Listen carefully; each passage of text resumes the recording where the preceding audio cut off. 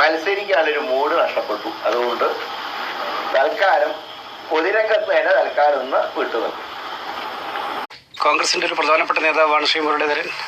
പാർട്ടിയുടെ നേതൃത്വം കൂട്ടായിട്ട് പറഞ്ഞിട്ട് ആണ് അദ്ദേഹവും സമ്മതിച്ചിട്ടാണ് തൃശ്ശൂരിലേക്ക് സ്ഥാനാർത്ഥിയാക്കി നിർത്തിയിരിക്കുന്നത്.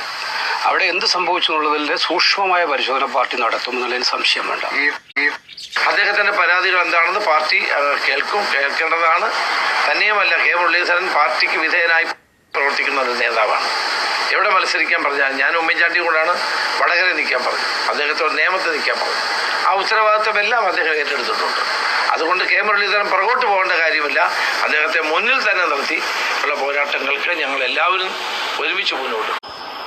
ഇനിയൊരു മത്സരത്തിന് തൽക്കാലം ആലോചനയില്ല. അതുകൊണ്ട് കെ മുരളീധരൻ പുറകോട്ട് പോകേണ്ട കാര്യമില്ല. അദ്ദേഹത്തെ മുന്നിൽ തന്നെ നിർത്തി ഉള്ള പോരാട്ടങ്ങൾക്ക് ഞങ്ങൾ എല്ലാവരും ഒരുമിച്ച് മുന്നോട്ട്.